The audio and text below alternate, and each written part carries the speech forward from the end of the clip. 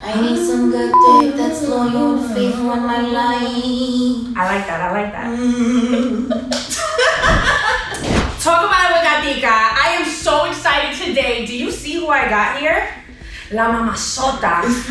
Black Roses in the building.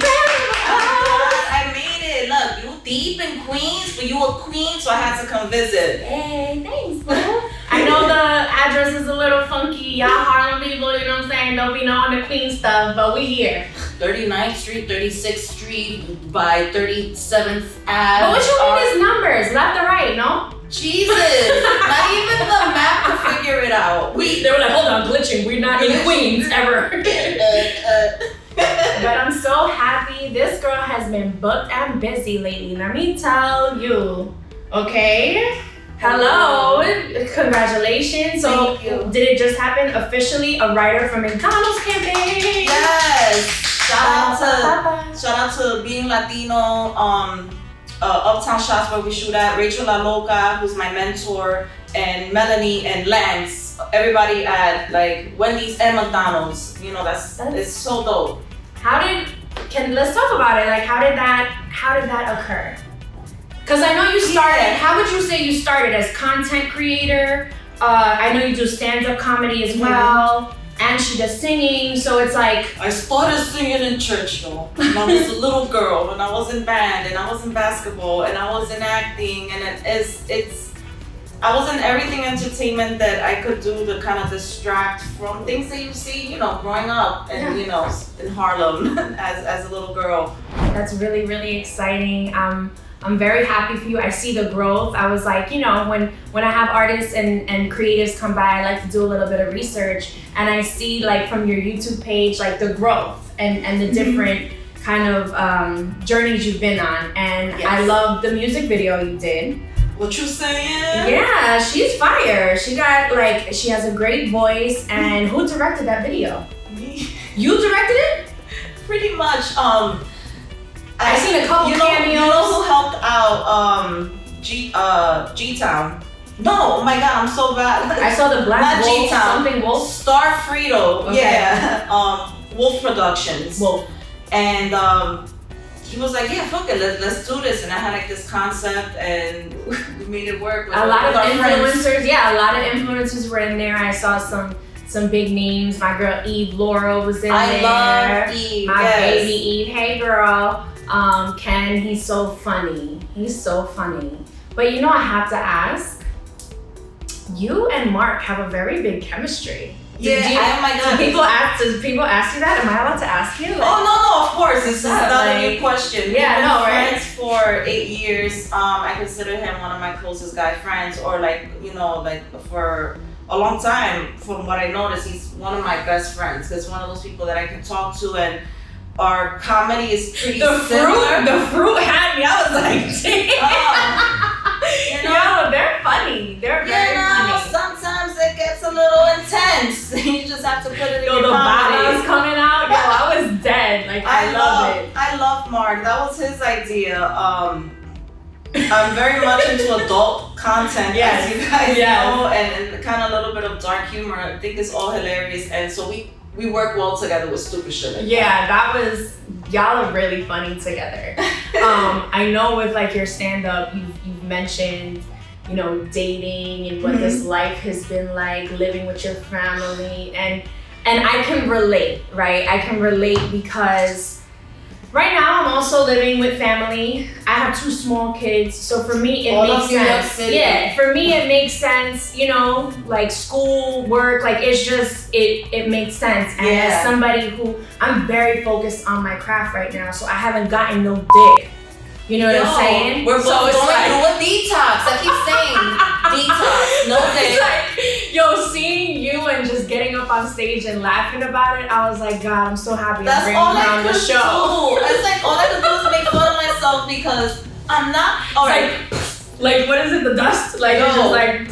Somebody said the other day that I did the stand-up on Salsa con Fuego, and I thought I didn't do as good as how I did at the New York Comedy Club, right? It's a different vibe. It's like a restaurant, people eating, but they're there to watch a main attraction, which was shout out to Mark Vieira, and I'm so honored to have been on the bill. But it's like now I'm on a different stage, different people. But then when I saw, that was kind of the reaction with all the other comedians, and someone else told me someone was talking about you in the bathroom. They said, "Bitch, can't believe that you said your pussy been dry 7 years." Like, I was watching the Oscars last night, and I was watching Red Carpet, and as like the celebrity would walk in, you could see the different types of relationships, right? You would see the one who's like really awkward, like they don't know where to stand, what do they do? And then you see the other one who's like, "Yeah, what up? It's my girl, yeah." And me personally, like my experiences have been, they're either groupies, they're not actually there for me, they're there for my connections and seeing where I'm going to take them, because I could be that ticket to whatever they think I am, because I don't even be thinking I'm that serious, right? Like I'm like, yo, I'm just a DJ. You just like working, right? Yeah, I'm like, yo, I'm working. It's not that serious to me, but yeah, I'm not with the clout chasers. And then the regular 9-to-5 dudes, they don't really know how to handle it because they're like, you're not accessible. And I'm like, it's not that I don't want to text you back, but things are just happening. You're in the middle of a set, something comes up, like. So I'm just wondering, am I gonna die alone? You're not, because you're fucking beautiful and you're talented and you're great. And I remember I was thinking for a long time, like, am I gonna like end up alone or not? Like, when is, or more like, I guess I'm saying, like, when is it finally gonna happen? Yeah. When is that healthy relationship going to happen? Because you can love people, they can be someone that you admire, they could be good people, but you could still be going through toxic situations with them. And it's like you have to hold yourself accountable, which is something that I've done many times. And then I'm like, you know what, fuck it. I'm just manifesting my husband. He's gonna come. He's gonna get it. He's gonna understand. Manifesting. Yeah, I'm gonna do that too. I'm gonna do the mantras. I'm gonna just call it out. I need some good dick that's loyal and faithful in my life. I like that. Enough about boy talk though. Forget about the boys. I know you got a big show coming up. Yes, talk about it. We're here to talk about it. I'm gonna be in Harlem, y'all. So I was born and raised in Harlem. So this is really dope for me because it's high-end comedy. My boy, Chris Grant, hit me up and asked me, which Chris Grant is the first person to actually get me on stage one day, like on a whim, like a joke. Like, he said, come on, just talk for fucking 5 minutes, Rose. And I'm like,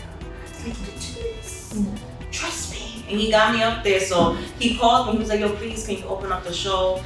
And what's interesting is how connected life is, because the person that's going to be cooking the infused food is someone from back in the days in my old hood where I grew up at. So to see his growth, to see him and his woman still on their shit, and like now I'm going back home to Harlem to perform, like that feels pretty dope. Yes.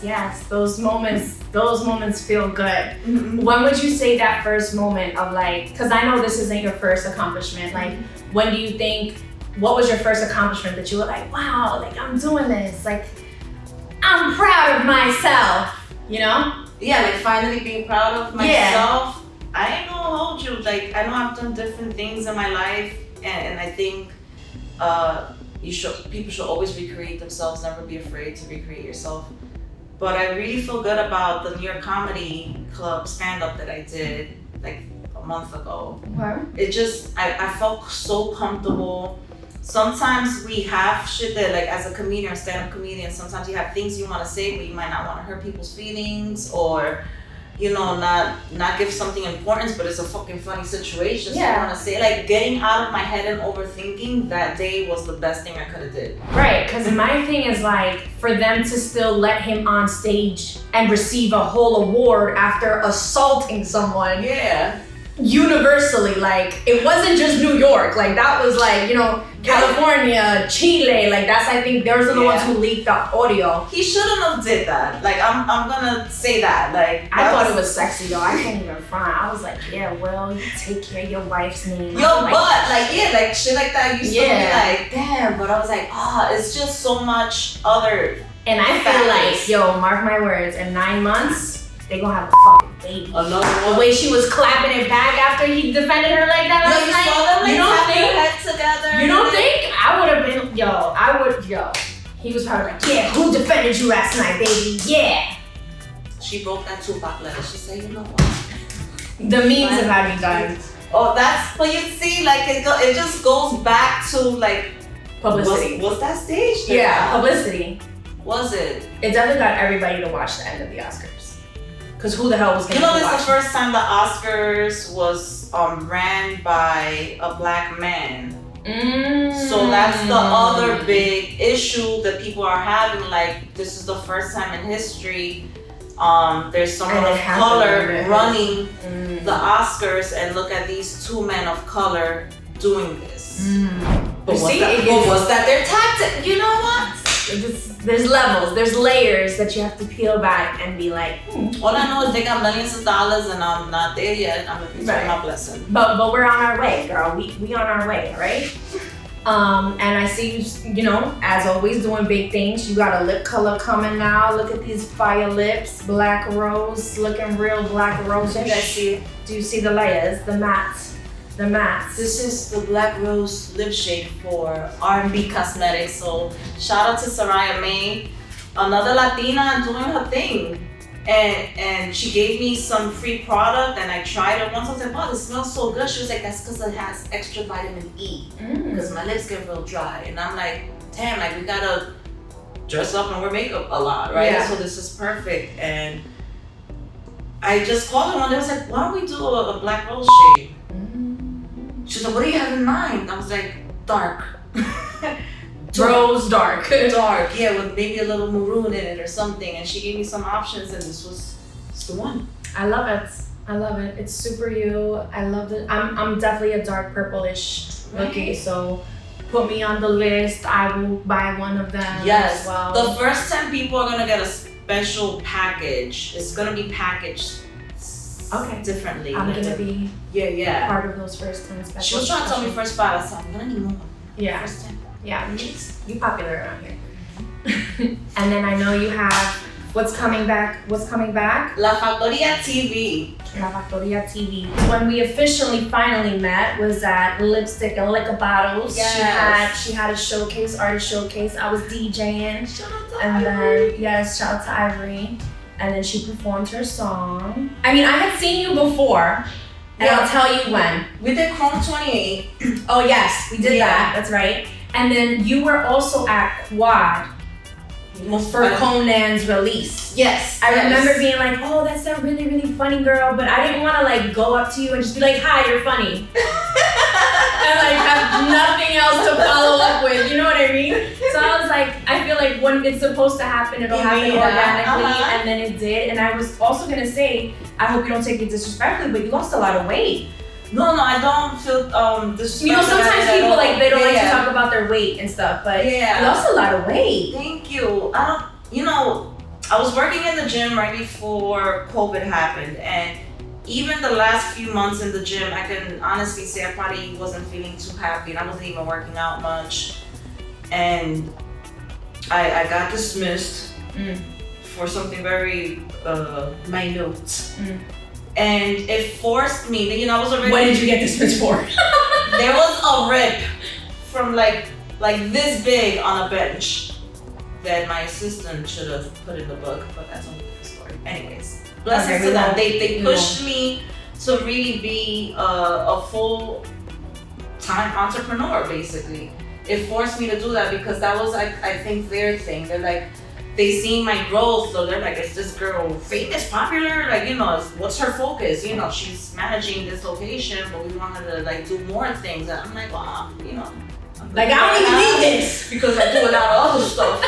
I'm so happy you came by to talk about it with me. Make sure you tell them your handle. Where can they follow you? Thank you, Gatica. Thank you, Talk About It. I am Black Girls NYC. You guys can find me on Instagram or on YouTube. And yeah, thanks to everyone that has followed my journey. And we're doing this for everyone, para la comunidad, para nosotros. Los Latinos estamos aquí, estamos frente, and we're making it work.